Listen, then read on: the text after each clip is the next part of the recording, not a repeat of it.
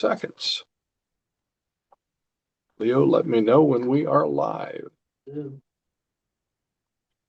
About 90 seconds left. Oh, actually,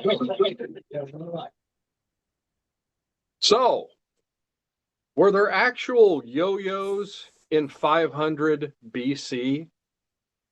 Was gift wrapping paper invented by accident?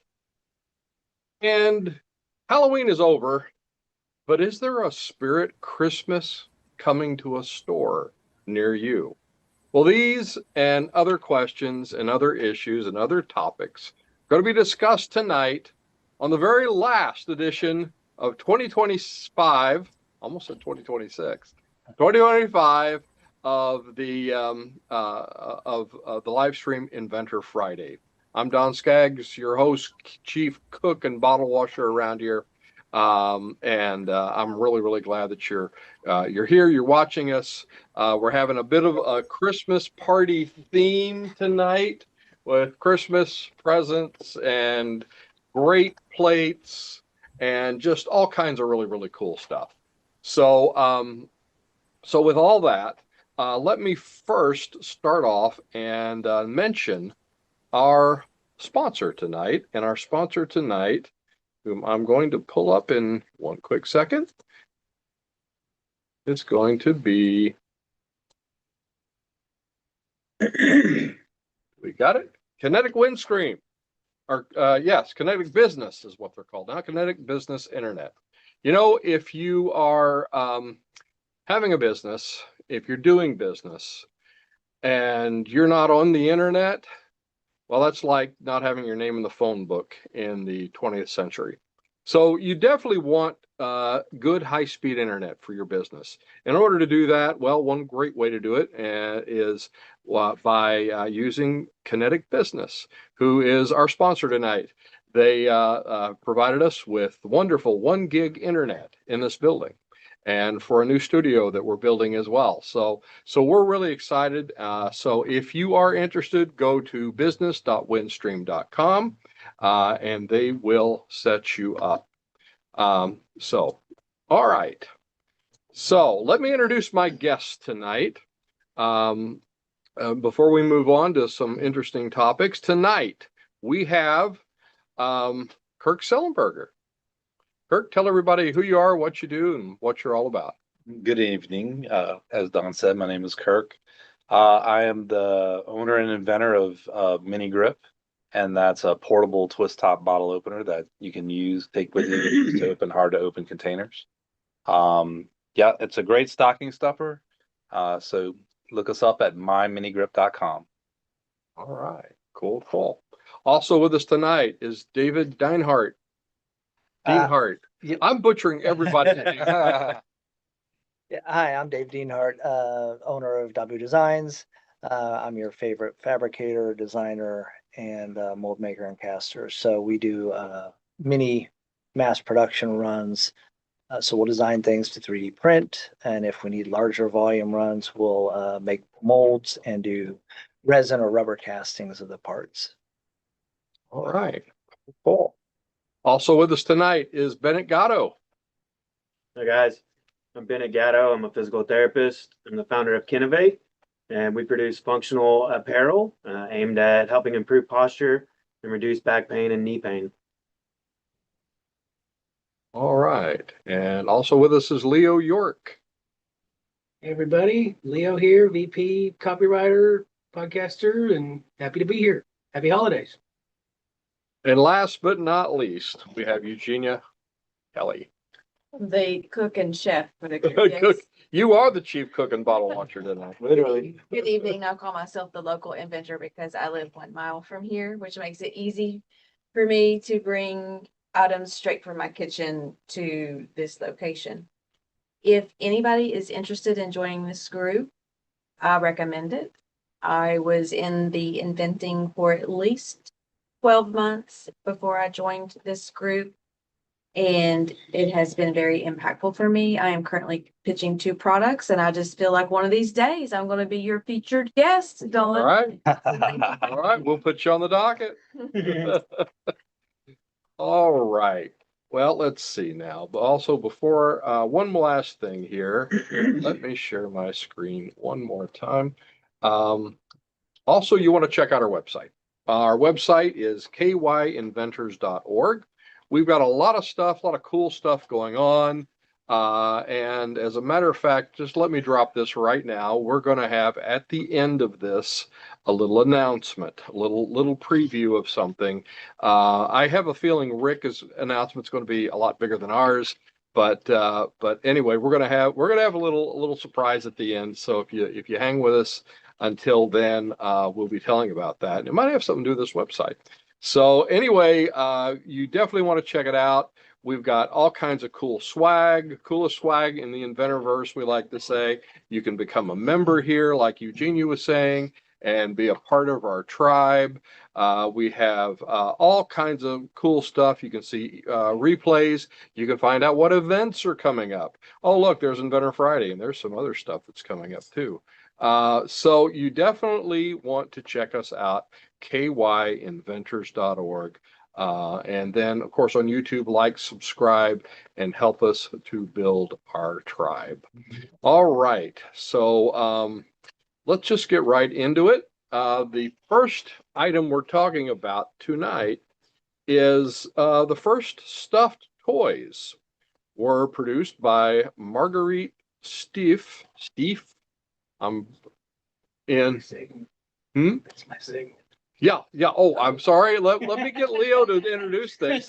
I'm just jumping right into this. You know, we had them color coded too. So anyway, let Leo take it away. Leo's got the first item here tonight, and I have just stepped all over. It's called mowing his grass. There we go. Oops, sorry. I'll get on. You're mowing grass. Oh, sorry.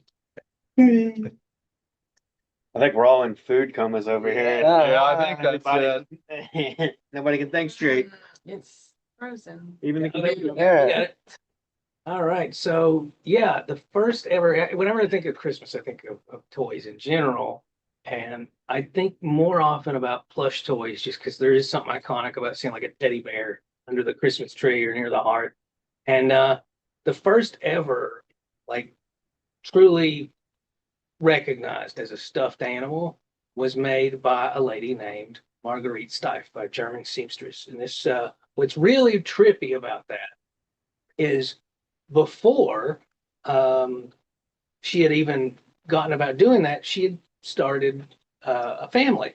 More on that here in a minute. But what she'd come up with was actually a felt elephant pincushion, which does not sound like something a kid in the modern era would want to play with.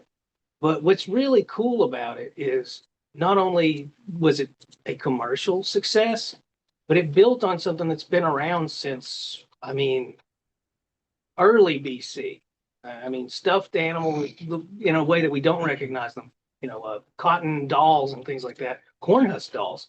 You're looking at probably 10,000 years ago. What's really trippy, I alluded to the fact that she had a family, is her nephew, Richard, in 1902, some 32 years after she came out with the elephant, he comes up with the teddy bear. And he was inspired by the publicity that Teddy Roosevelt had gotten for refusing to shoot a chained bear cub. And so it's kind of trippy because she comes up with this felt elephant pincushion. The teddy bear, as we know it, doesn't come until later, not much later, 32 years later, but it's somebody in her family. To me, that's the weirdest thing about this connection. So it kind of makes you wonder if it couldn't have ultimately ended up being, it didn't, but if it could have been some kind of like plush dynasty. So yeah. So one of my questions for everybody is, why do you think plush ant toys have survived so long? I mean, they're still a household staple. Yeah, Eugenia, you have any thoughts on that? The lifespan, the longevity of plush toys? That is so interesting that you asked me that question because I have an answer. I was getting ready to pitch to a company 2 Fridays ago, and I talked to someone, and that person said, They gave me a list of advice such as drink water, do this, do that. And he said, ground yourself and hug someone before you have that meeting. So that was my immediate thought when you talked about the teddy bear. And I was thinking it really has withstood this test of time. And I think it's just that emotional and grounding Yeah. connection. It's an oxytocin delivery device. That's what it is. Perfect. We should market that to the FDA. Maybe get an SDR for it. That's really interesting. Well, that leads to a follow-up question. I kind of want everybody's thoughts on this one. What's like the first plush toy you remember having? I remember I had a plush frog named Fred, and it had a little weird noise maker where when you inverted it, it would, kind of croak, I guess you'd say. I had a lamb. I had a little lamb until it somehow mysteriously disappeared in a hotel, and I'd say that was maybe my parents, and maybe This it was- wasn't. But Was who this knows? like a Linus situation? No, it's just like a little. It was like this little No, lamb. I mean, like your attachment to the lamb, where they were like, we gotta get rid I don't know. of this I lamb. don't know. Mom says it stayed there and like that it was lost. I don't know. Who It knows? was, I but just it remember that. wasn't. It was like a little fuzzy lamb. How about you, David? Mine was a blue toy poodle. Huh, Yeah, I don't remember much about it, but Sure. I know I loved it and I think it disappeared too. Mm. Maybe the same place. Yeah, Yeah. exactly. It- the olive Somehow. oil Yeah. stories. What about you? I don't remember toy. I think there was a blanket involved when I was younger. Don, how about I- you? Oh, sorry. I was just gonna say, I do think, because I have a 5-year-old and an 18-month-old, I do think, as you're younger, there's a comfort item. There are comfort items, Mhm. and so I think, once stuffed animals were available, that became the soft comfort item that children could use. Mm. Now, if you want to go further, like why is that the case? I don't have that answer, but I think there's definitely that I think that comfort. tactile sensation, like obviously Mhm. like that touch. They feel like it's not a human that's there all the time, but they have their toy animal, like they can Reminds always me of, touch and It's like grab. that horrible Skinner experiment.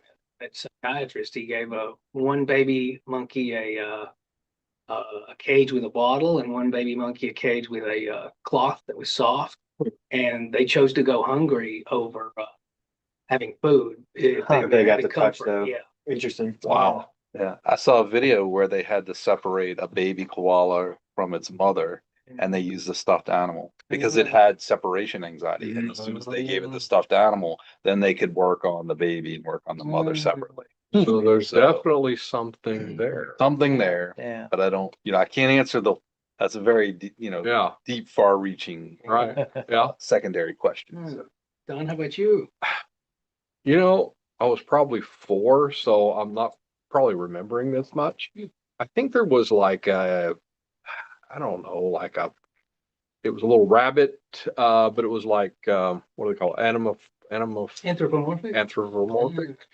And I want to say there was a name Flopsy and Mopsy in there, and I don't know what that even meant. Maybe I made it up when I was 4. Uh, Well, funny you should say that. The first patent based on a previous IP in toys was Beatrix Potter's. oh yeah, Oh shoot, what's that story called? the Velveteen Rabbit. No. No? Oh shoot, Beatrix Potter, the farmer. You guys The know? rabbit. Yeah. I just can't- Well, I'll think of it later. Eugenia, what about yours? Mine was a teddy bear. It had a heart, and I still have it. Oh, that's great. Well, your mom didn't just somehow tell you Make it it was lost. disappear. You Not know, Briar. No, no, my, not Briar my Rabbit. mom and dad would always say to me, "You take such good care of your things." And my sister, they always said she was like a bull in a china shop. And that teddy bear is tattered, but I still have it. Yeah. I don't have Wow. it on my bed or anything, but I still have That's it. cool. Oh, Yeah. I cannot get That's rid cool. of it. the Tales of Peter Rabbit. It was- Oh yeah, Oh, Peter Rabbit. Peter. Oh, Everybody would be like, okay. Hmm. Cool. Cool. Oh, good deal, guys. Do you Yeah. guys, one last question. You guys, because of the Beatrix Potter thing, you guys see any other industries where like pre-existing IP is advantageous in a different market? Like in this case, it was a book leading to plush toys. Hmm. Are there any other industries where you think pre-existing IP is especially useful? What do you think, Kurt? Because you've had a bit of a foray into that. Nothing's coming to mind, but I think the answer is a definite yes. And nothing has come to mind for me yet. No But, worries. yeah. Yeah, and the only thing I really think about is the MCU and all that film, but Yeah, that's kind of a monkey's paw at this point. So I keep going back to the Velveteen Rabbit. yeah, I think that was a book. oh yeah, too, yeah, wasn't it it? was. Sad. Yeah, very Yeah, sad. yeah. I mean, Peter Rabbit wasn't exactly happy. Farmer was always trying to kill the rabbits. Yeah, trippy stuff, guys. Well, that covers my segment. All right. Leo, you want to start mine? Sure. Well, it's only fair. First toy ever invented now. All right. Well, let's see. We're going to talk about the first toy ever invented. And does anybody, well, everybody's got talking points, so that everybody already knows what that's going to be. Bow and arrow. Bow and arrow. That, that's not a bad idea. I wonder if I that's, don't know if it was a toy. well, it could have been. Teach your kids young to hunt. Let's see. I have got to find, not sharing the screen. Here we go. Here we go, folks. All right. The yo-yo was the first, allegedly the first toy that was actually produced, invented. It's been around for a millennia. There's some talk of it being first ancient toy documented since 440 BC. Was also called a bandolore in the 18th century. Just kind of interesting. So they've even seen it on like vase paintings and just all kinds of really, really strange word. And you wouldn't think that with a yo-yo. But if you kind of fast forward a little bit to today in America, well, they actually 1928, there was a man named Donald Duncan. If that name is familiar, it's because of the big Duncan yo-yo product that was Isn't it out. also like a big toy store? I'm misremembering. That might have been. I feel like in Home Alone 2, that was Yeah, a toy store. Duncan. Yeah. Yeah. Okay. I agree with you. Wonder if there's a connection. Hey, sorry. Mm. keep going. Yeah, it might be. So Duncan yo-yos were kind of a thing. Here's a lot of really cool different ones that have been out there. Remember when yo-yos were like the thing when we were Mhm. in middle school and Oh, yeah. yeah, like yo-yos were shit. The tricks, yeah. Yeah. They were so cool. Well, Everybody thought they were cool bringing their yo-yo to school. If you got the new yo-yo, like And then you get it taken and then Yep. you get the teacher's yeah, Yeah. be in the teacher's drawer with everybody else's yo-yo. so the actual name yo-yo was registered in 1932 as a trademark. And then it kind of, it waned just like every craze does. But then in the 1960s, it came back. And then in the 70s and 80s, it came back again with the rise of using a ball bearing in a yo-yo. So that was kind of neat. And then it came back in the 90s again. So there's kind of a boom and bust with yo-yos. And that's kind of odd because it goes back so far into Yeah. history. That is crazy. But that sort of begs the question. So what do you think gives the, if it's, 500 BC, the thing was people were using yo-yos, had yo-yos. What do you think caused the lasting power of a yo-yo? Why did it keep coming back? Yeah, it's Other very than it comes simple. back. Yeah, Anyway. the simplicity, I think. It's cheap, it's simple, it doesn't require a learning curve, really. You can that's an interesting thing about yo-yos. The learning curve, you can get really good at yo-yoing. You can just enjoy it. And it doesn't really matter a whole lot. So it's not like a lot of other games where, there's a kind of a gatekeeping element. So I think that could be something. Yeah. Easy for a beginner or easy for a Somebody who's learning tricks and Yeah. yeah. Inexpensive, like the accessibility of it is pretty wide. Even though you can get nice, expensive yo-yos, you can also have Yo-yos that don't cost a lot of money, so there's barrier to entry is very low. That's a Yeah. easy one, and then I'd say the newer yo-yos like the ball bearings improved, and then people started putting lights in them and Oh, making yeah. them different, different colors. You can always personalize them, so there's a lot of choice around what it can look like, what it can feel like, the emotional connection. Like, what do I think Yeah. there's that That whole begs, component to it. begs the question. There should be like spinner comforting oxytocin delivery yo-yos. Why aren't we doing that? Yeah. That would be fun. Funny Mental You enough. know, every time you Yeah. feel like you do something good, it's that dopamine release. Yeah, because exactly. Yeah. And It's maybe a simple. felt yo-yo or something that you can fidget with when you're not swinging it around. I don't know. Yeah. Spitballing here. Funny enough, I used to get on these calls with customers or clients or whatever. And I used to be, believe it or not, I used to be kind of nervous talking to other people on the phone. I know no one can believe that today. But one thing I would do when I was on the phone, they couldn't see me, but I was talking to them. I had a yo-yo, and I would it would be a calming effect, Yeah. and it would just make the conversation just flow because I wasn't focusing on the fact that I'm talking to Mr. Big right now. No, I was like, okay, that's the yo-yo's over here, and yeah, I'm kind of talking to you. I'm the same That's way, cool. actually. I mean, literally right now I'm playing with this water bottle cap. Yeah. So I totally get that. Yeah. Maybe the bottled water. The water bottle cap needs to be Yeah. the next It's the new thing. the new Yeah. fidget spinner. It sounds like some of our swag needs to include a fidget Oh, option. Oh yeah, there you go. Yeah. Yeah. fidget spinner. For me, if I'm gonna have anything on camera, it's gonna be a Rubik's Cube. Mm. There you go. You gotta make them think you're smart. Whether you're Yep. solving it or Yeah. not, I did solve you it got one- it. One time I did solve it. You got it solved. It's sitting, it's sitting in the foreground. They can see You it. just play with it. Yeah, yeah. Yeah. It's Cool. called the hook. The hook.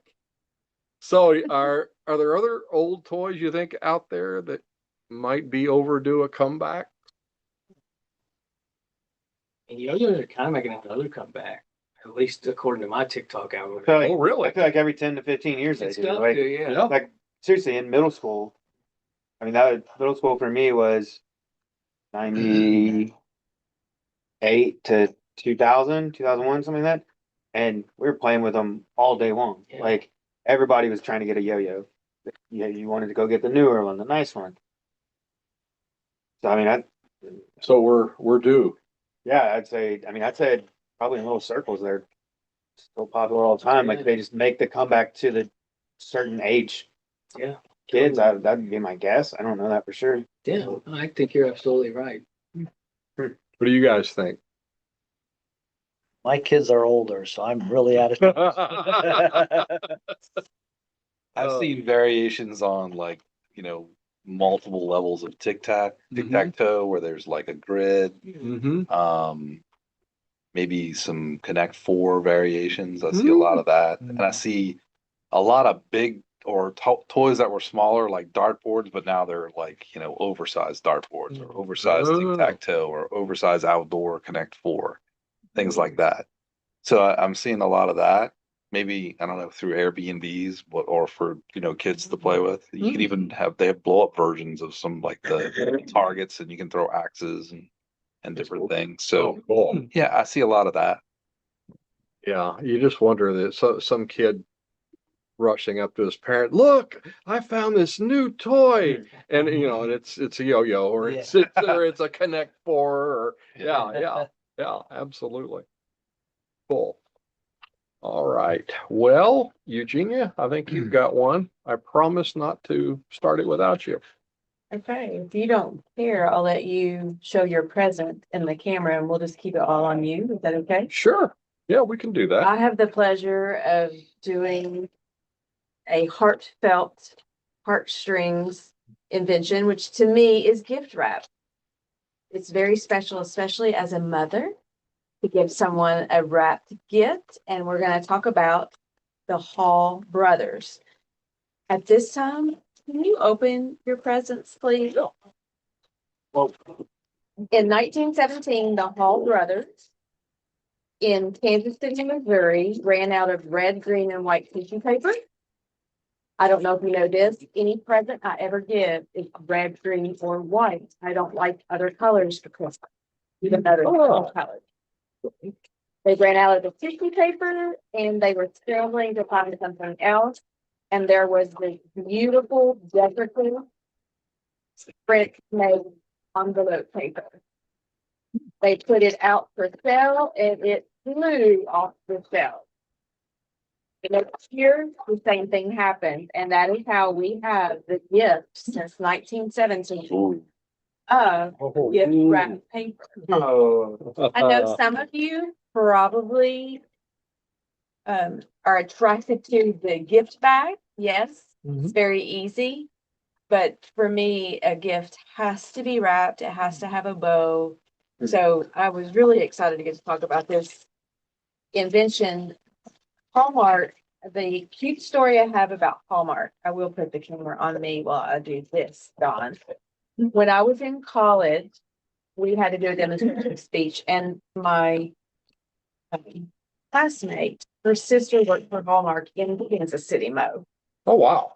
And my friend, she demonstrated how to wrap a present. And it was all Hallmark stuff.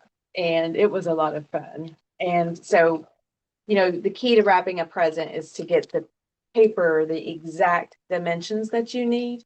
So I think I just love the science, the math and science of wrapping a gift. That's the geek in me. But my friend, she did such a good job and made an impact on me on her demonstration speech, but she took a little longer because we were having so much fun. That professor deaned her. I felt so bad for her. I called her pumpkin. And I did it timely, but anyway, I felt like my friend. She shouldn't have been dinged for that. But are you ready for some questions about? Yeah, were the Hall brothers, did that become Hallmark? That Yes, was sir. wow. Kansas City, Missouri. Nice. Yes. Wow. Yes, and they've really had to change their business model. We had those Hallmark stores, and now you can get Hallmark anywhere, probably even in gas stations. It's Now they've got all the rom-com Christmas movies playing right now. Yeah, Oh, they yeah. actually film a lot of those in Louisville. Did they really? Yeah. Really? no idea. I didn't know that. Louisville? No idea. It's cheap, there's a tax incentive, and it's Interesting. picturesque, I guess. Yeah. Huh. Did not know that. That is wild. I'll show you real quickly. What's interesting to me, as inventors, we love packaging. Yes. Is this backwards? But anyway, I'm going to read this to you. It's so interesting because I thought about this when you gave me this assignment. When they invented this, what was the one thing they didn't have to worry about? The environment. Oh, Okay, and are you ready for this? It says paper supporting responsible forestry. Wow. Wow. Those Hallmark brothers weren't worried about the environment back then, were they? But anyway, All right. I think this is interesting. So about accidental discoveries. So Dawn, I'm going to ask you this question. What does the Hall brothers quick pivot teach us about recognizing and capitalizing on unexpected market demand? Keep your eyes open and your ear close to the ground. And really another thing, and I see this with so many inventors, where it's like, this is it. This is my magnum opus. It's perfect. There's nothing that needs to be changed about. And a lot of times I'll even see inventors that'll be they say they're afraid their idea is going to be stolen. And they, oh no, I don't want to talk about my idea. But you have an NDA. I just don't want to bring this to the workshop.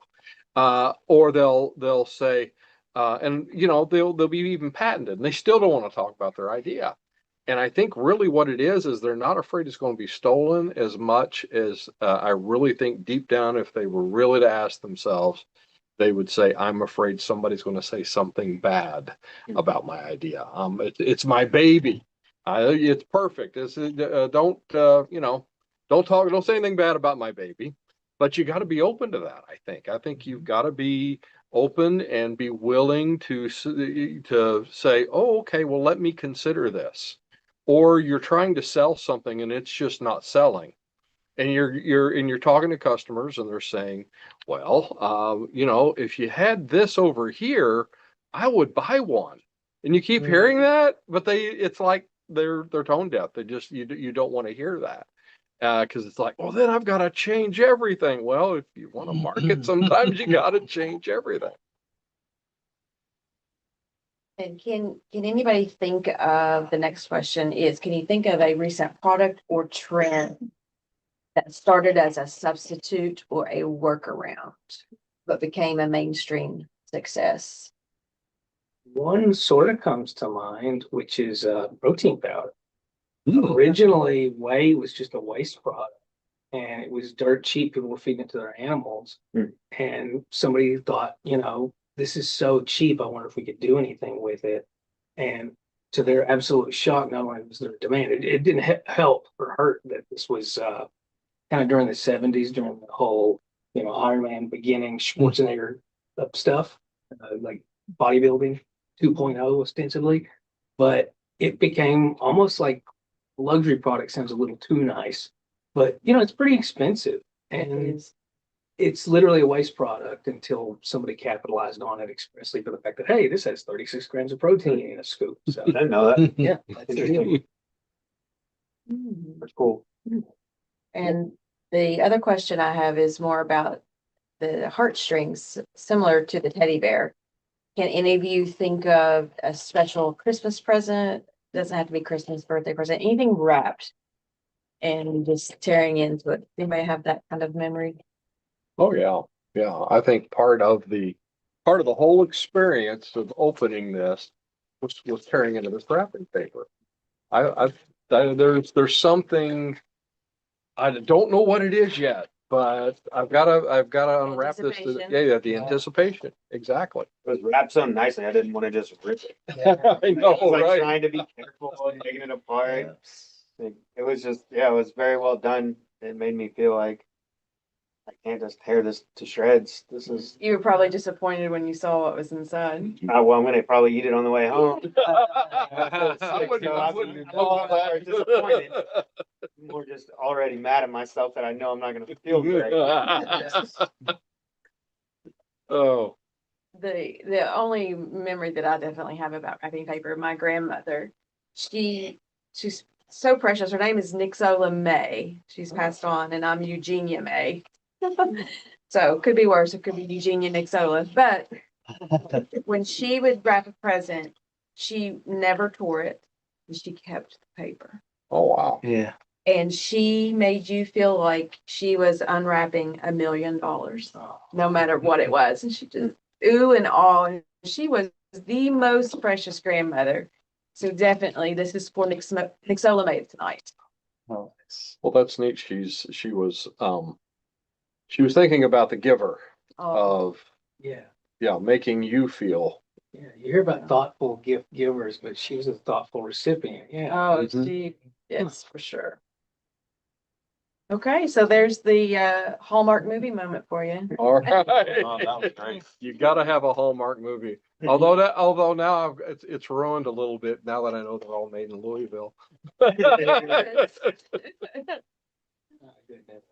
Well, one of the things I'm going to be talking about, in some ways, it's kind of like the antithesis of Hallmark. There's even kind of a joke that every time a Kmart or a Sears goes under, it gets resurrected. Spirit of Halloween. Everybody kind of, I think, who's listening, you're probably familiar with Spirit of Halloween. It's this little quick retail kind of thing. They pop up in late September till Halloween, and they sell costumes and Halloween related trinkets and things like that. It's a really good place if you're running late or like a costume party to swing by and get stuff. Well, they've done something a little experimental this year. They opened 30 Spirit Christmases.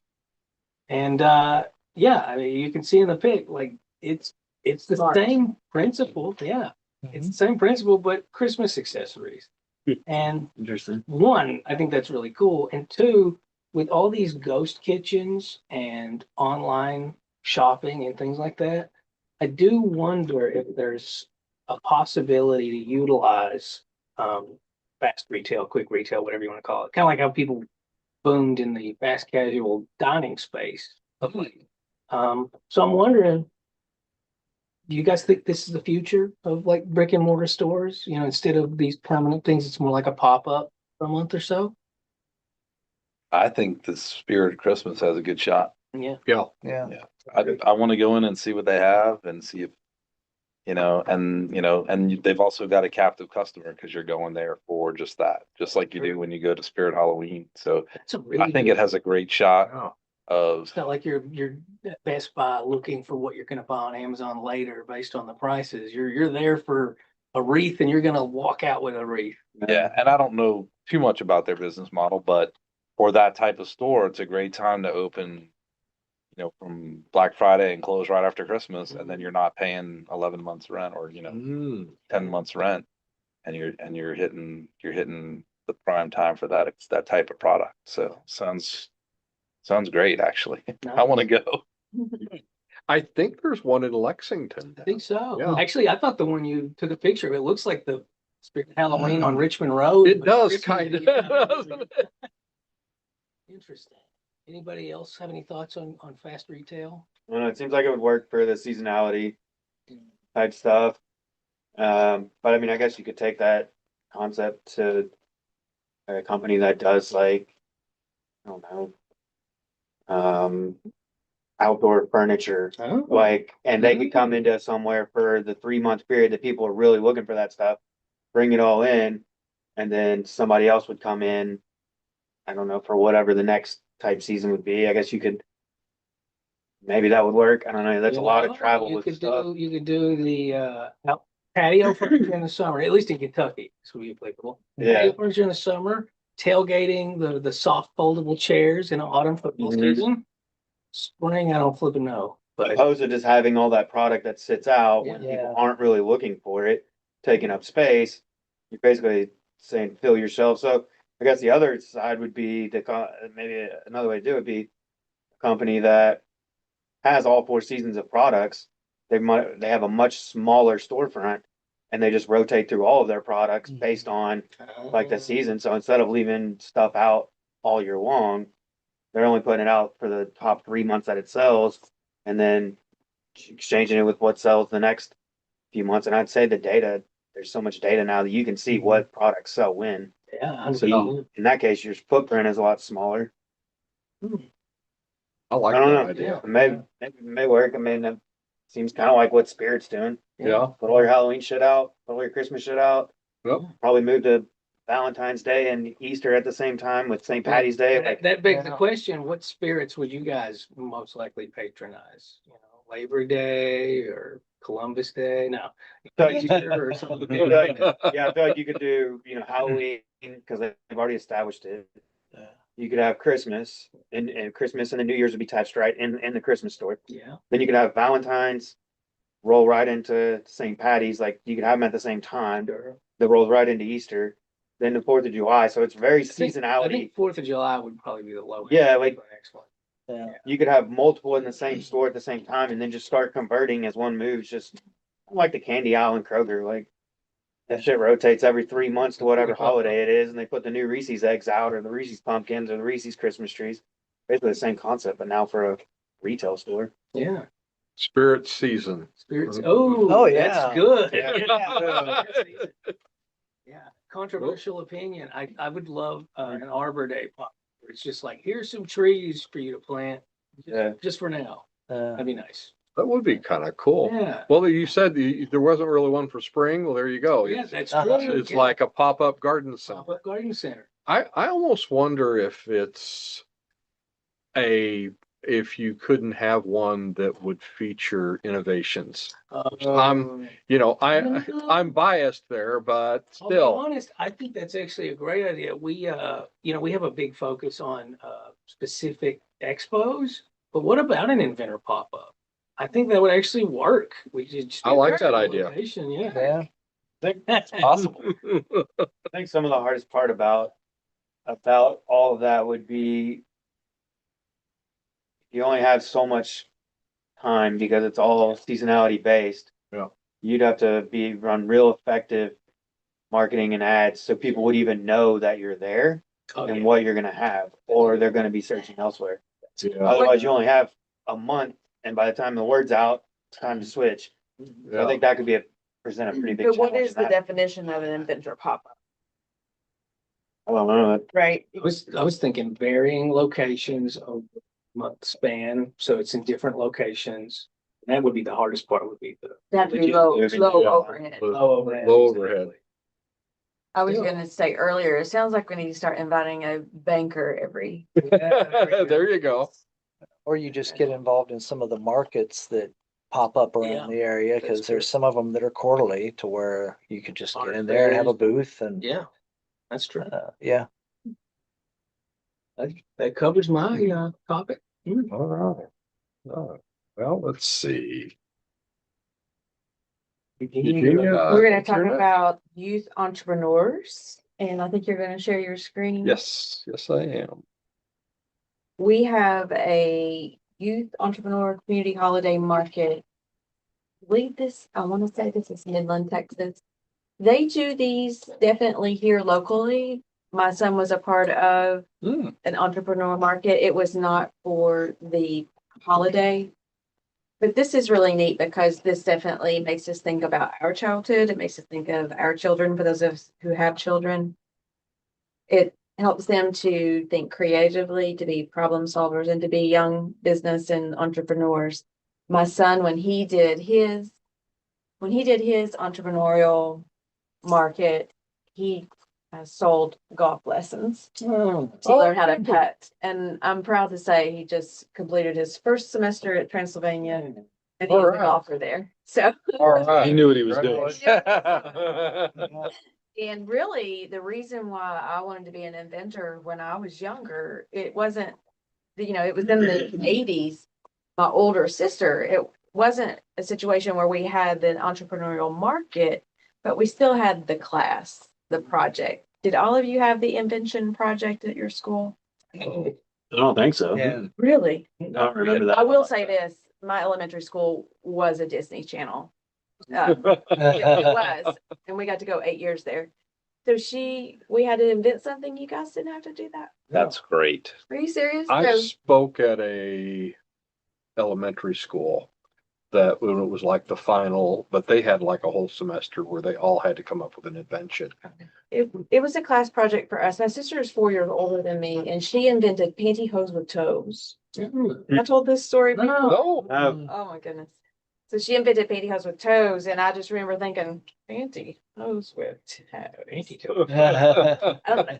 Do you remember the socks that used to have different colored toes? Oh, toes. Okay, I not felt like just. she was leveraging that concept for pantyhose. I suspect my sister's very competitive, and she and I both played basketball. I believe that she might have won out of her class, and almost like a Shark Tank circa 1980 around that. When she came home, we were in our living room, and I remember this like it was yesterday. I would have been in the 4th grade, and she would have been in the 8th grade, and she was with her friend Kim, and they were just dancing around singing pantyhose with toes, pantyhose with toes, and I was like, I want to invent something for real. And that's what started it. And I believe when I got into the 8th grade, that terrible. It's It's hilarious. Oh, And so singing pantyhose with toes. It's too bad TikTok wasn't around. my sister would have been the queen of it.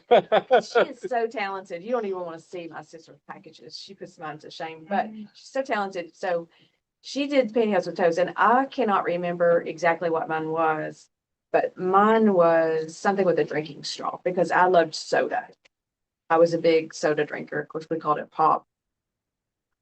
So that was my experience. And then at my son's, I told you that he did golf lessons. Well, I have props at that same market. If you send me your children, I'm going to have an unlimited amount of money to spend on those children. Yeah. So this was where one of the kids, made pot holders.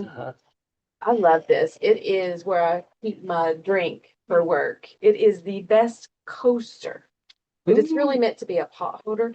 I've washed it. I mean, I use this every day, and I bought it when my son was in 5th grade, so several years ago.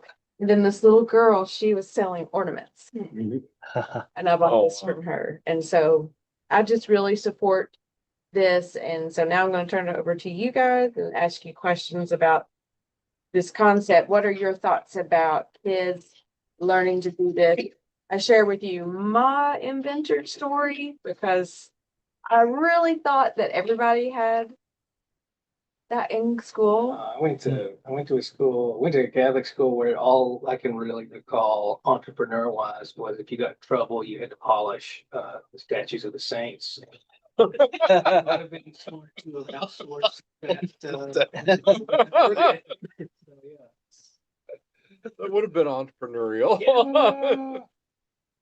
I would say, if you had, so I did not have anything like that, but just there's so many other things in addition to the entrepreneurial spirit and the inventing spirit.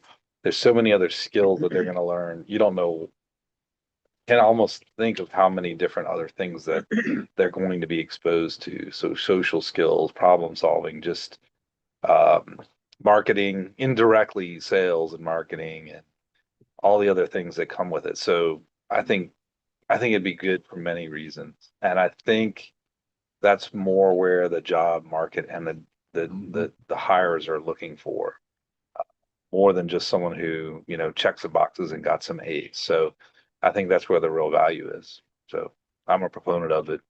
I wish I had a chance to do that. That's great. Very well put. Anybody else have any? So- No, go ahead. Yeah. Well, I got lucky that we still had really good shop classes when I was in middle school. So we decided that we were going to make, one year we were going to make salt and pepper shakers and do mass production runs on those. So somebody's, cutting the boards up, and somebody's drilling a hole in it, and somebody's drilling the small holes in it, and somebody's popping the cork in there and all that. So that was pretty neat. And then we did a ball holder. So you had like a softball size little divot out of a board, so you could stick a softball in it or a basketball and things like that. So it's neat to be exposed to things like that when you're younger, so that you get those Teamwork. juices going. Yeah, and you have teamwork, and you learn how to assemble things and mass produce to some degree. Yeah, I wish they did that more now. They don't seem to do that much yeah, anymore. I think it's good for people as people, not just if they want to ultimately become a business owner, or entrepreneur, inventor. It's good for every aspect of being a person. So Yeah. it needs to be more common. We made t-shirts in high school and sold those. We burned CDs in high school. And sold those around. Now, wait a second. I love it. Yeah. We made 2 t-shirts and two CDs. We made the t-shirts for Spirit Club. So we started the Spirit Club, and then we made t-shirts for Spirit Club and sold them to all our buddies around the school. So we made money that could then put on pep rallies. So that was cool. That's And then the CDs, we were just being high school kids and doing what high school kids do one late night, and was like, let's burn CDs and go sell them to everybody. So we did. We got a CD label maker and started selling them around the hallways. And that was cool. That's amazing. So you've always been an entrepreneur. Yeah, I guess I didn't really think about it. At the time, we were just having high and selling CDs. They're like, hey, let's go do this. Oh, Fun. okay, I may have you beat. I don't know. So I was in middle school, back when dinosaurs roamed the earth. And we were in this art class, and me and a couple other guys stumbled upon a massive amount of copper wire and a ring maker. Oh, The little, it's like a cylinder thing for sizes of rings. So we wound it around there and cut it and said, hey, we could make a lot of these. we literally started a mini micro whatever fad in that, of course, we sold them. Yeah. And, so until they shut it down and then banned, the use of, copper wire in our middle school. It's also kind of funny that you have an invention idea that relates to copper now. So. Oh, that's right. Yeah, That's full right. circle. Oh, yeah. Full circle. We got copper on the light switches. Yeah. More on that. Yeah, you were ahead of later your, episode. you were ahead of your time. Yeah, right. Whenever you were making them for the kids at school. Okay, That's Don, awesome. I'll toss it to you. All right. Let's talk about the Shopify outage. Has anybody heard of this recently? What? I'm just joking. So Shopify outage disrupts some merchants on Cyber Monday of all days. Shopify services were temporarily interrupted as an outage. The e-commerce platform disrupted retailers on Cyber Monday, one of the busiest online shopping days of the year. So this was a good bit frustrating, and it's funny enough. I've got a product in a side business that I sell, and I got an order, and I use Shopify for that, and I had a product to ship. Had nothing to do with Cyber Monday. Nothing to do. It's a B2B product. But I got ready to ship it. It just happened to be Cyber Monday, and I couldn't get into my account. Couldn't get on and process the order. And I thought, what's going on? And I found out then that at a certain time on Cyber Monday, the Shopify was down, and I thought, oh my gosh, all the people who were like relying on this have to be just screaming to the top of their lungs. So, but then, I got to thinking too about all the, there's Cyber Monday, there's Black Friday, and I don't know if you all remember, but the days when Black Friday people would like camp out on the sidewalks. I don't know if that's as much a thing anymore as it is. I Do missed you it. think it's not? I know. No. Do people decide? Because I don't hear about. I mean, I didn't really buy into any of that, but Yeah, you can click stuff now. That's a lot easier. But I think that's definitely why we need to be able to pivot no matter what as entrepreneurs and inventors. But yeah. if somebody has all their chips in for Cyber Monday, then maybe they need to have Cyber Week. Wait a minute, isn't that already a thing? For 3 weeks. Cyber 3 weeks. Yeah. Oh, so do you think a financial onus should be on Shopify for? Do you think they owe their customers something, or Yes. is it just they should pay? Make them pay. Yes, and my heart really went out to Shopify because I know what that's like. I work in healthcare for over 30 years, and the one thing I would always say to you about having a background in healthcare, and I learned this when I would, buy a car or buy a home, mistakes seem to be oopsies. And I thought, why do they treat mistakes like it's no big deal? And I was like, because in healthcare, it's a matter of life or death. And so that's been ingrained in me from a quality standpoint. So that's why. Do we know what caused the outage? Was it I don't know if it ever. programmer had? Updated a line of code. Honestly, Time of day, that's what I yeah. was thinking. Yeah. Probably Yeah. probably something like that. I don't know 1 or 0 for sure, should be, but yeah. Wasn't there another outage a few weeks before that? Then the big AWS. I think so. Yeah, that's right. That's Amazon. right. Well, had see, an that's why I outage. was curious, is I Right. thought maybe it was some kind of coordinated attack, but you'd think that would have been more publicized if that was the case. Yeah. I know one time and we were just in the financial part of healthcare, but one time the electricity got cut through a construction project and we were dead in the water, and our CFO went after that construction company and they paid us for our downtime. Good deal. So for me, it's like, oh yeah, I know how this works. I've seen it happen. Somebody pays.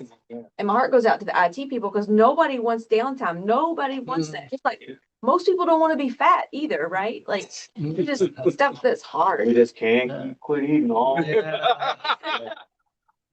Little fudge over here. Trust me, they have I'm sure there's a service line agreement. It's a part of Shopify's and where they say if we have downtime, we'll be compensated. So do you think this could have driven people back to brick and mortar? Not No. for a day. Not per day? In a pinch, maybe if they really needed something, but yeah, it probably didn't really move the needle. No, I don't think it moved the needle. They just waited for Cyber Tuesday? Yeah. Yeah. Okay, all right. Well, let's see. I think we're all out of topics. Now it's time to talk about our featured inventor, Rick Kello. Hey, Rick. Hey guys, Rick, we've been partying all evening here with the Great Plate.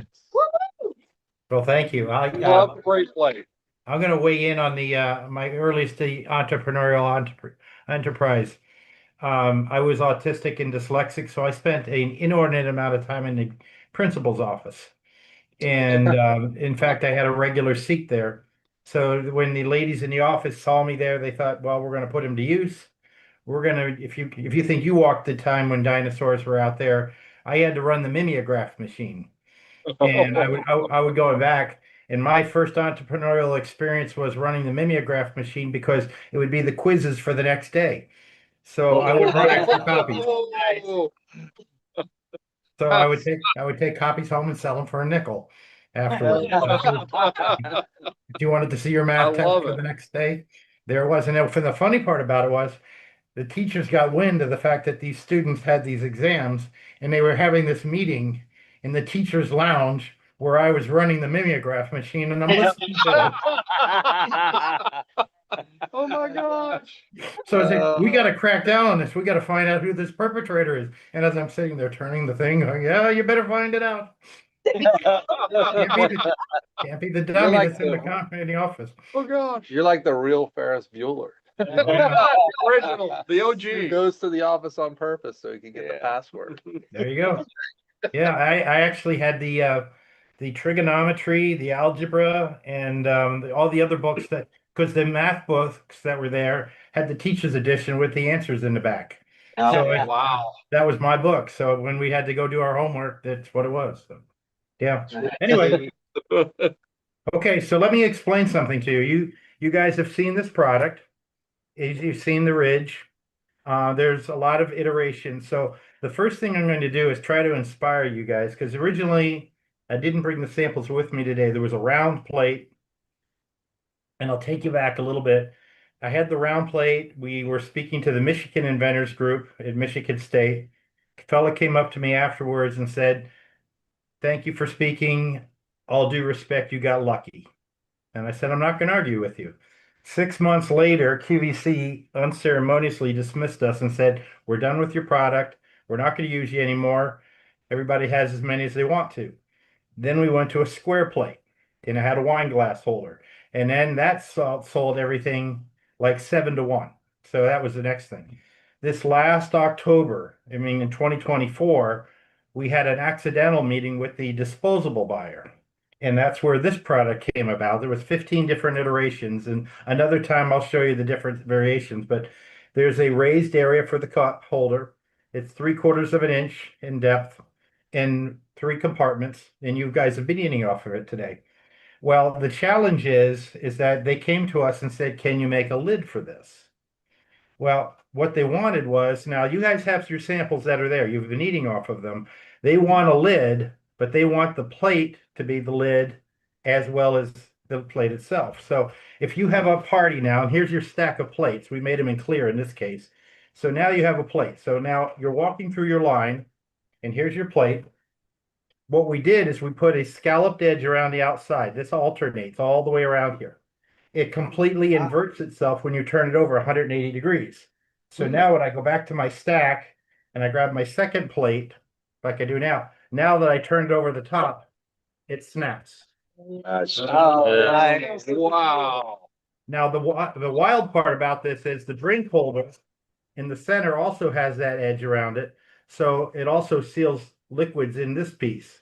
So if you use your cup holder like you have here in this manner, you take the cup holder out and that little center section will hold your potato salad, your sauces, and those types of things. So Leo, our art department and our design center gives us a little bit better. Can you share the screen of some of those to get a better idea of what it looks like? The videos? Yep. Yeah. Can do. Can do. Just one second. You get a chance to see our design department now. Love this. Yeah. No, that is really cool. I think you're teaching us it pays to, I don't want to say cheat, outsmart the teachers. Yeah. There you It go. pays to outsmart the teachers. Or think Well- outside the box. Yeah. Well, what's wild about it now is now we have design and utility patents that Hudamaki, Chinet, all these people there. So there's the design. So as you click it, you can see how they interlock inside of each other and it snaps shut in that manner. Phenomenal. And who did you say had it for 4 years and couldn't do it? That was Procter and Gamble had it, P&G. Yeah. They couldn't come up with it. Basically, it's an alternating design. So when you flip it 180 degrees over, that's where the pieces now mesh into inside of each other. And I've had people looking at it and holding it and saying, I'm watching it, I'm playing with it, but I still can't figure out how it works, but it works. So here's what it does. And it snaps together like this. Yeah, I think we've got a second. This would be animation. ideal for potlucks, especially with the semi-solid liquid compartment. Because like the alternative to that has always been just having that separate. And now it doesn't have to be. Oh, actually, I could have used it a couple weeks ago with cranberry sauce. Yeah, so Oh, basically, so you have a stack of them there at the end of the party. You have food you want to take home. You now take the lid and you snap it over that, and it snaps together on that side. And you sell twice as many plates that way. Yeah. That's true. would have to- Walmart's anticipating 20 million in sales this next year. Is it Wow. a situation where restaurant and takeout, is that a customer or is it too expensive for them? No, it's not. It's actually fine too. We did get it to run in a 9-cavity mold, so we are competitive with it. But the thing of it is our number one target is you at home. You now have the plate that you're using there. Now you can use the plate where you can flip the lid over, and we're also making it in polypropylene so you can wash it in the dishwasher in the microwave. Oh, that's So great. the idea is that, you're there and it's like, okay, you want a lid for it, you have lids. The lids are the plates, and that's all there is to it.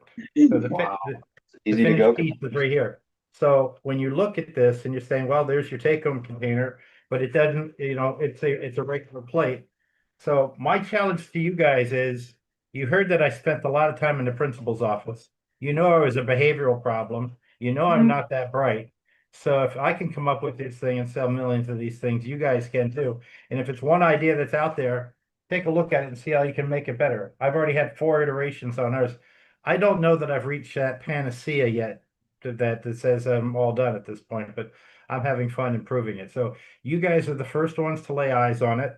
You talk about your fear of just, exposing it. The provisional's out. The design and utility patents are in right now. And right now it's a disruptor product because what's happening with this one, it cost us no more to make this than the regular plates that are on the shelf. And it's going to bump some other products off the shelf because now you can have this or you can have the one without the lock on it. Why would you have anything else? Wow. Yeah. That is really cool. That is fantastic. That's How a did- disruptor. How did you guys come up with that alternating design? Well, my mom will tell you that the first 30 years of my life, I caused trouble. The second part of it is I tried to solve problems as opposed to create problems at that point. So, answer to your question, Leo, a friend of mine came to me and said, you should be able to figure out a plate that is a lid. Now, everybody has seen this done before where they put a plate, like a paper plate on top, they wrap it with saran wrap, they tape it, they do that type of thing. And he told me that Procter and Gamble had worked on this project for 4 years and hadn't been able to do it. He told me on a Friday afternoon, and by Sunday before church, I had it figured out. And basically, I sent it back to him. They sent it to Procter and Gamble, and they're looking at buying the patent now because they want the project. They want this. And the thing is that what happens when you go to big corporations like this, they don't value the product. Well, you have no proof, you have no sales. I said, that's not a problem. Talk to me in a couple of years and we'll talk again. Well, what are you looking for? So those are some of the things. So I want to inspire you guys. I want you guys to see this stuff and you can say, no, it's not a, nuclear fusion piece. We didn't split the atom. We didn't do anything real complex, but basically it's a common item that you see on the shelf. It's an everyday item. So my suggestion to you is walk the aisles at Walmart, walk the aisles at Kroger, walk the aisles and say, there's that. Do I need to figure out how to do a new utensil? Do I figure out how to do a new cup? Do I figure out how to do this? I just did a presentation like this a year ago. I don't know if you guys know Lenny Sexton, but he's a student, Stephen Key's customer. Well, actually, you talked about Lenny a minute ago. Lenny has a version of an added a piece to one of my products right now. And it's a utensil holder on my plate. And it looks like he's going to get added, one of his patents is going to get added to my product. So Nice. take Cool. a look at these types of things and he'll get a royalty off of every plate that we sell that has that feature on it. Yeah. But this, Cool. this is some really cool stuff, guys. Fantastic. Yeah. Fantastic. Everybody give Rick a hand. That's Yeah, absolutely. No, thank you. Thank you. Well, I promised you to have something for you to show you that was something new that came out. Yeah. Well, Talk that- about synchronicity. That's really cool. Yeah, that's that. Yeah, and you're right. It's an inspiration for other people because, you know, it's not something else somebody else can do. Yeah, I think people have to have the mindset like you've got where, yes, somebody else did this, I can do this. If another person did this, I figured this out, I can figure this out. Well, you guys can all do it. You guys can all do it because you guys all have the same mindset. Let me go figure out how to make this thing better. Go in an aisle and go take a look at it and say, there's an item, I can make that better. Just take any item and say, if I had any real friends, they would have told me that plastic plates exist and don't get into the plastic plate business. One thing that I like is, I mean, you said your friend came to you, but I would still count him as a existing customer, right? Because he knew your plate, is that you listened. Mm. You had all the other, knowledge around the industry and what you were doing, but actually listening and knowing when to listen. And then, the rest was like you said, 3 days and done. That's, but that a moment of, you listen to your customer and then boom. Yeah. So Mhm. congrats. That's amazing. Awesome. Thank you. Well, I'll make sure that I get you some samples for you guys so you can play with them. And it turns into bubble wrap after a while because people keep playing with it. And it's kind of funny. We were just at Costco out in Seattle. They're putting it in. And the buyer looked at it at Costco. He's been there 32 years. And he said, are you sure this hasn't existed before? It's so simple. And I said, no, we did the search. We did all this stuff. He said, I just need to be certain that you haven't done this. I said, let me put it to you this way. You've been buying disposable plastics plates for 32 years. Have you seen it? He said, no, I have not seen it. Wow.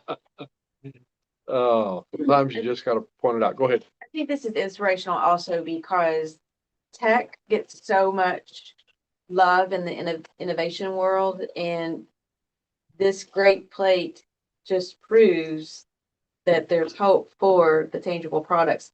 Do you have a different name for this one? This one has actually got a couple different names and we're still working on it. The pattern is a wave, so it's got a wave lock. We trademark wave lock. The other thing that we did is we did the 180 because basically people trying to figure out, well, why does it interlock? Why doesn't the tabs back? It's 180 degrees. So what's on the right goes on to the left, and that's how it fits into that piece in that process. And people say, well, you must have an incredible design department. I got a pad of paper and a pencil. And I can show you the drawings as to how we went about doing this. It's like this one has to go inside of this one has to go inside of this, and this is how it does this in the process. See, that might be the best piece of advice right there. I got a pad and paper, but a lot of people will stop themselves because they think, oh, I have to have this, or I have to have that, or I have to have the special design A team. full-blown patent and the fanciest exploded view on Fusion 360 you can dream of. That is so cool. That is absolutely cool. I'm really partial to the wave term. Yeah, I like- Works too, though. I like wave lock. I like the Yeah. wave Like, lock. earlier when you said that, I was like, oh, it's sound wave. Yeah. They just, Yeah, they both meet to make, the flat line. The name And is that your was, and then brand. you said, wave lock. I like that one. Yeah, the name is your brand, and the brand is the name. So Yep. they're gonna see it and know it right away. Yeah. I think. You're going for a Scotch tape, Yeah. Velcro, Yep. whatever name you can think of, try to get a name that it just replaces everything else that describes it. We need to cover Velcro one of these days. Yeah, That's a Yeah. fun story. yeah, Velcro night.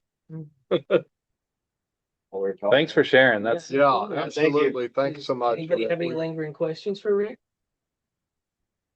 Now, what would you consider as your foundational year? What calendar year is your first year? Well, the first year we came up with the product was in 2014, 2015, in that range. And it was necessity being the mother of invention. We had kids that were watching, playing video games. They needed a cup and a plate to hold it together. And people just, just looked at it and said, "Oh, that's not out there." What's wild is that right now we're really upsetting the people at Dixie. If you go and you look on, you know, AI is big right now, but if you go to watching TV and you watch guys watching a football game, you'll see a bowl of chips, you'll see a bowl of popcorn, snacks, a can, a bottle, or a cup. There's no individual plates. And it's like, and if you're like the group that comes over to our place to watch football games, there's three places on a couch and the other guys are milling around. So now they hold this.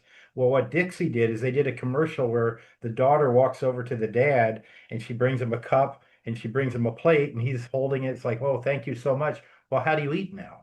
Now you wedge the cup between your legs and you're trying to do all this other gyrations. So the ad that you're going to see coming out for us is there's some famous football players. I can't tell you who they are. I won't tell you that their last name is Watt, but those three Oh, players, nice. we're putting them on a couch and we're bringing this little girl from middle school that's going to sit next to them on the couch. They're fumbling with a plate and a cup where you can tell they're watching the game in this process. Well, she comes across with the new great plate and she sits down, and as they're fumbling with this, and she turns to him, she says, "Rookies." That's awesome. Oh, that's great. So you'll see that ad, and that's what it comes out to be in the process. But like I said, Can we get them now, or do we have to wait? Or can no, we they'll get? be out in Can we May. get your existing plates? We're doing a promotion for the World Cup. We're doing it'll be a custom printed one for the World Cup. This What one we're about just your coming out with the existing Super plates? Bowl. What's that? The existing plates, can we get those, or Oh, yeah.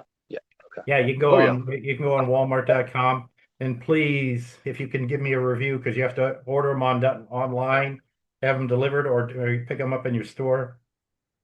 But the reviews are absolutely critical to us. Um, but right now it's just a learning process. People don't know that the product exists. So go out, get some great plates and write a review. Uh-huh. Yeah, you can't buy them at the store and then go ahead and do it. You have to do it online and pick them up there in order to do it. But yeah, that's I got a No, question for you. Would you walk us through your fundraising journey, or I guess kind of from inception and how you went through that design period, and kind of what funding looked like at that time, and then all the way to where you guys are now. Sure. Yeah, absolutely. Basically, we started the first project we did was with an injection mold.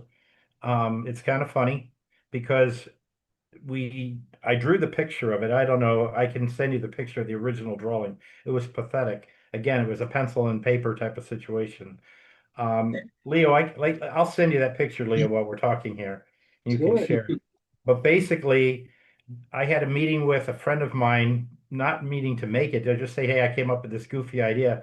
He said, "Yeah, you know what? I can make that for you. I can make a prototype for you." And the wild part is he cut out a piece of resin and he put some high impact polystyrene over it and vacuum formed it.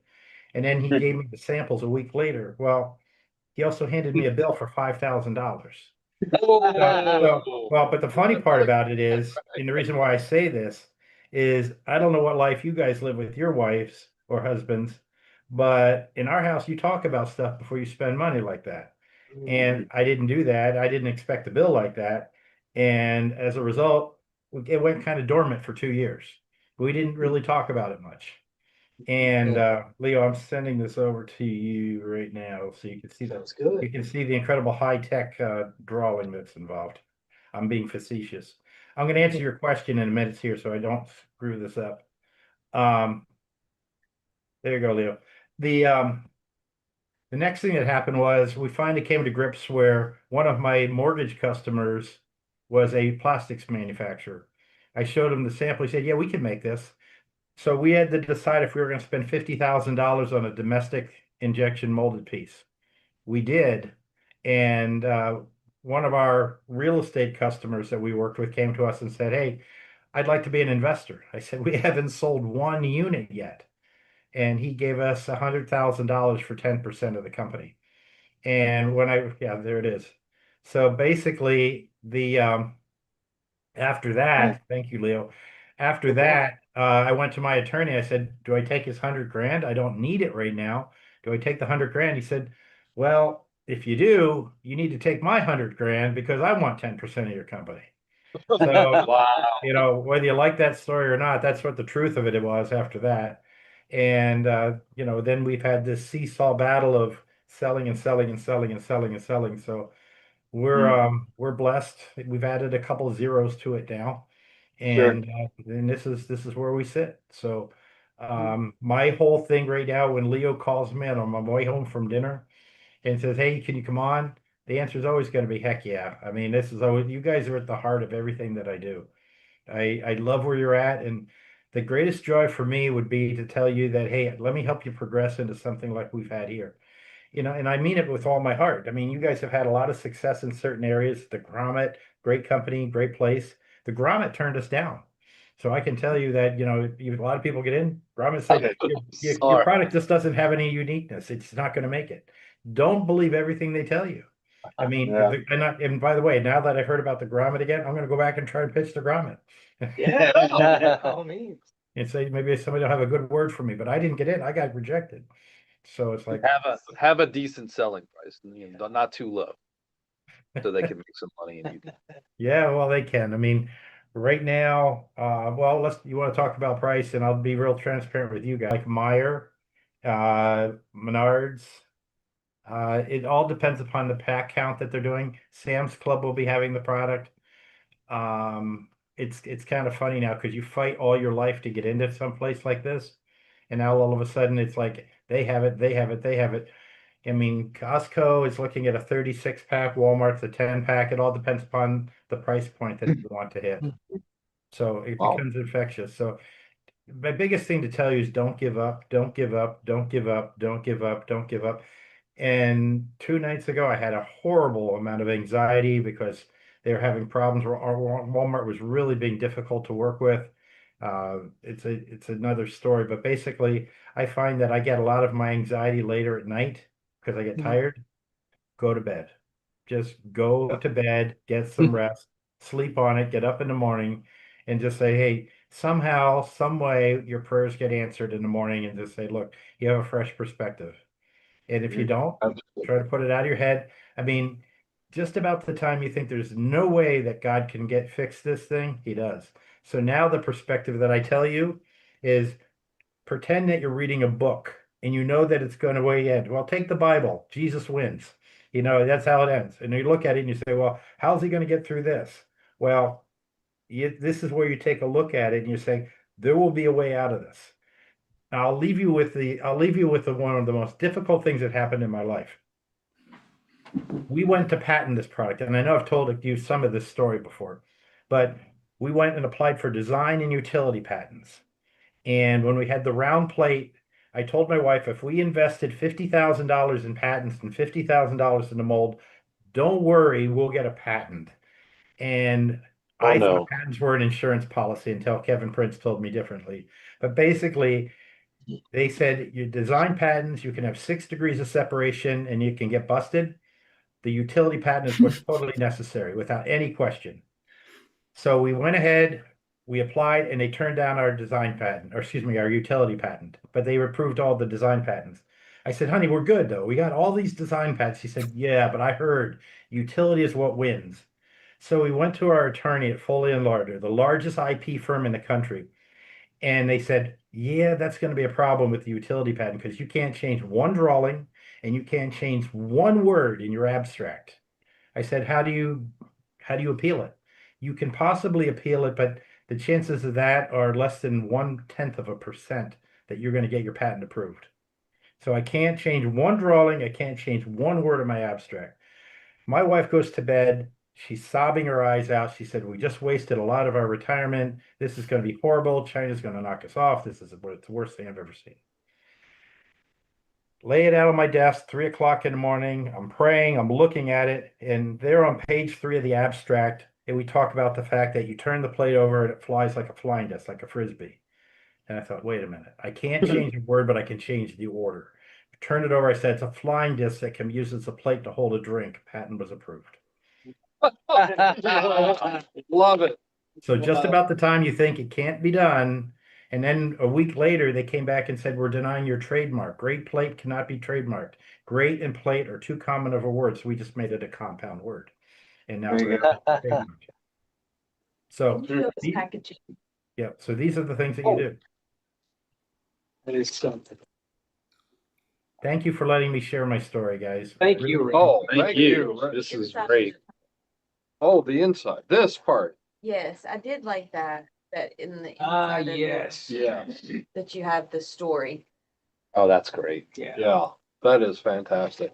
I love it. You've got the story in here. Love the packaging, by the way.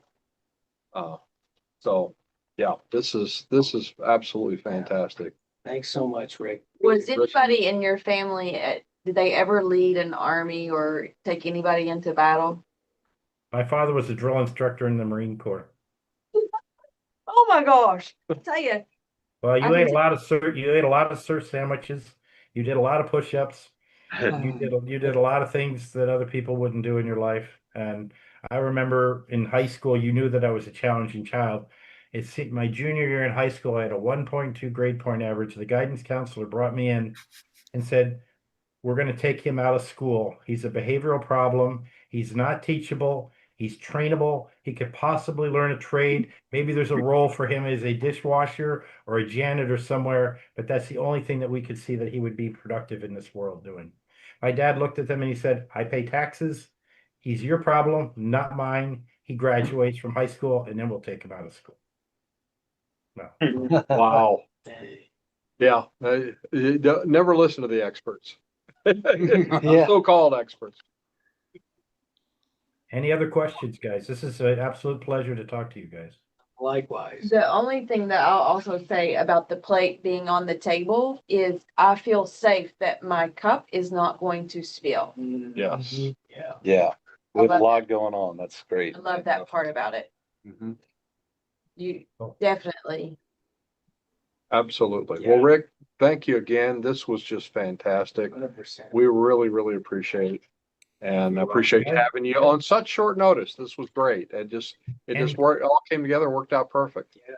Anytime. Keep our fingers crossed. We're supposed to be on Shark Tank this next year, so you'll. All right. All right. Full deal. Keep us updated. Keep yeah. us posted. Will do, guys.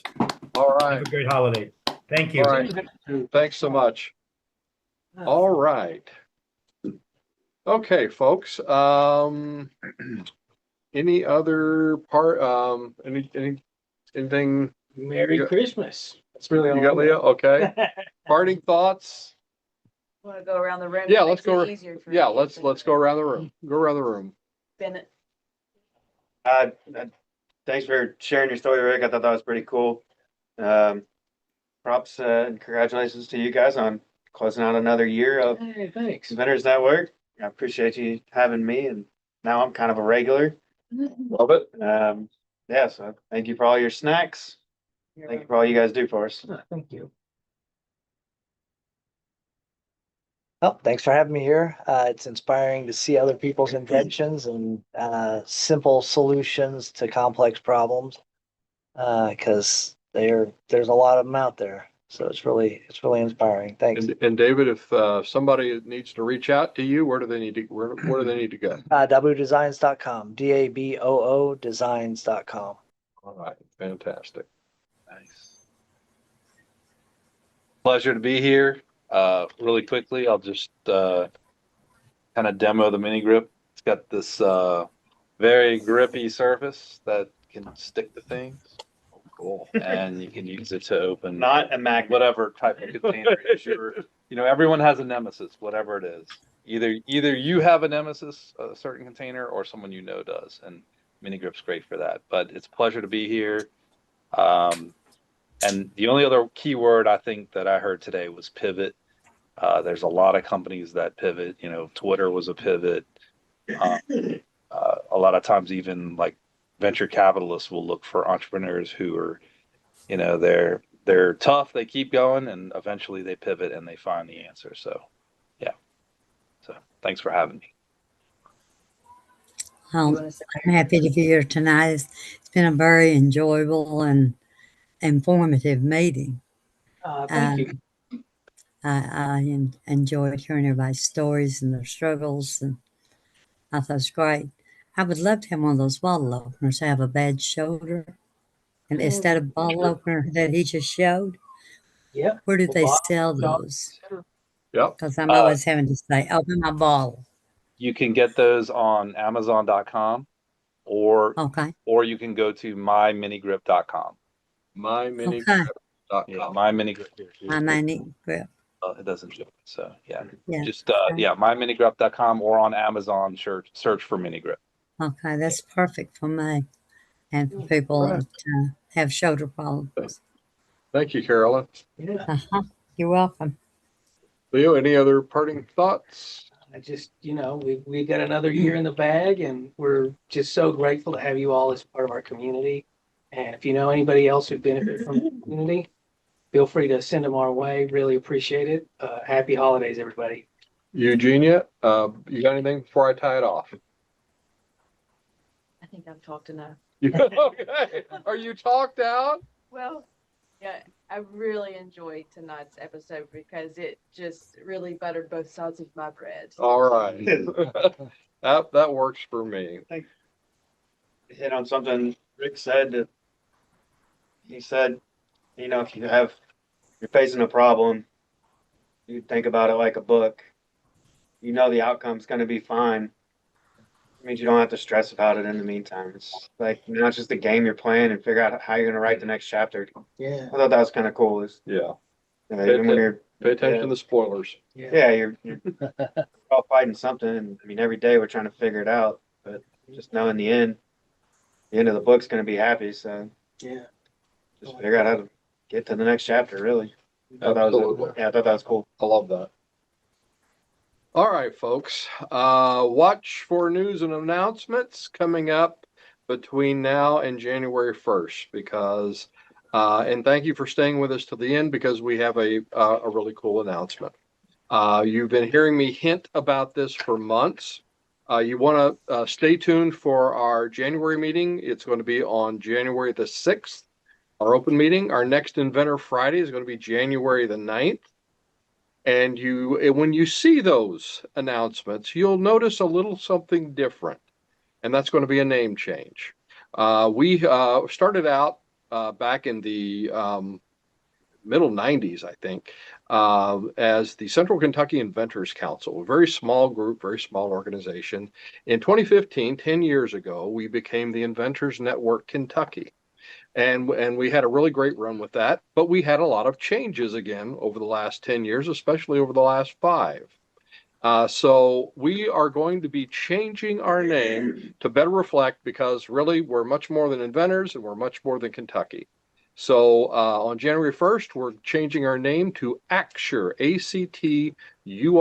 Just think of action, adventure, venture, however you want to have a mnemonic for it. but we're going to be called Axture. We'll be rolling that out with all kinds of new things, and we're going to have an expanded mission. We are building, actually, we made some big strides today for our new studio, and I'd say sometime between January and March, we are going to be we're going to be in that studio. So I'm just very excited about that. So anyway, stay tuned. Watch your email inbox. If you are not getting emails from us, be sure and check that junk folder, because sometimes we fall into there. So throw us a rope and pull us out, whitelist us so you'll get our emails. And thank you so much for being with us tonight. We really appreciate you spending your Friday evening with us. And we will look forward to see you in 2026. Merry Christmas and a Happy New Year.